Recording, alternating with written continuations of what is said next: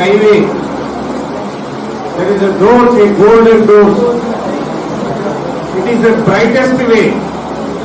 సాధారణంగా మన కళ్ళన్నీ కూడా అవే జీవితం అనుకుంటాం, అటు పరుగు పెడతాం. తీరా మనం వెనక్కి వచ్చారంటే మన జీవిత కాలం అంతా కూడా చరమాంక దశలోకి వస్తుంది. జీవితంలో దశలు బాల్యం,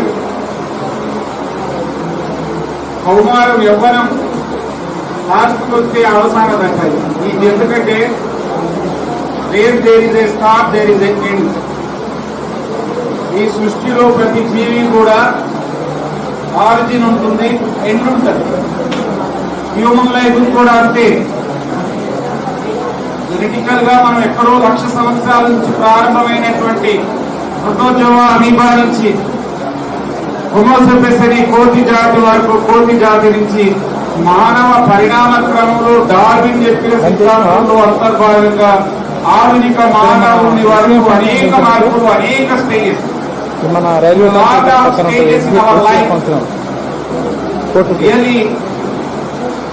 చాలా చాలా పుస్తకాలలో వ్యాసాలు చదువుతా ఉంటే మనం గ్రేట్ అనుకోవాలి.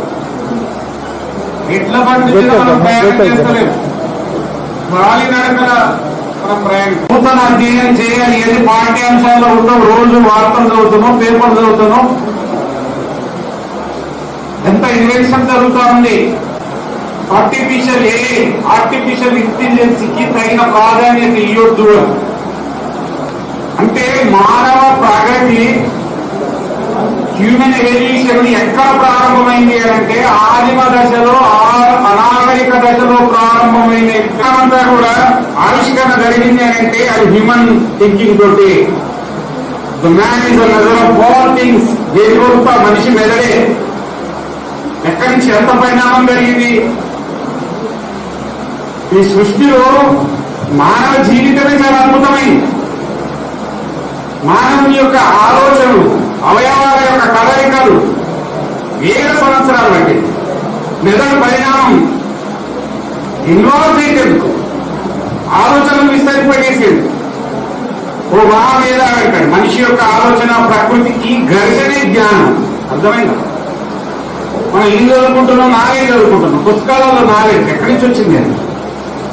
సో ఈ దేవుడు లాట్ ఆఫ్ విజ్డమ్. ఆ విజ్డమ్ ఎక్కడి నుంచి వచ్చింది అనేది వాళ్ళు చదువులేరు. వాళ్ళకు చదువు ఎవరు చెప్పరా. భూమికి తర్వాత ఇంటర్నెట్ తీసుకుంటున్నామంటే మనం పంపిన పిఎస్ఎల్వి కులార్ సాటిలైట్ లాంచ్ వెహికల్స్ తోటి స్పేస్ నుంచి మనం తీసుకుని స్పేస్ లో ఎన్ని పొలాలు ఉన్నాయి అంటే తీసుకున్నాం. జాగ్రత్త చదువుకోలే. చిన్నప్పుడు ప్రోభావం, స్టార్భావం, అయనభావం అట్లా శబ్దతరంగాన్ని పంపుతున్నాం. మనం శబ్దాలను గ్రహిస్తున్నాం, సూర్యరశ్మిని గ్రహిస్తున్నాం. భూమియుతమైనటువంటి అపారమైనటువంటి ఖనిజ నిల్వలను మనం వాడుకుంటున్నాం. అనేక మూలకాలు 114, 112 మూలకాలను ఇవాళ మనం అందరూ కత్తితో జరిగే యుద్ధాలు ఇవాళ అన్వాయుధాలు. నిన్న పేపర్లు చూశారా? ఇజ్రాయెల్ ఎక్కడో ఉండి లెబనాన్ అనే దేశంలో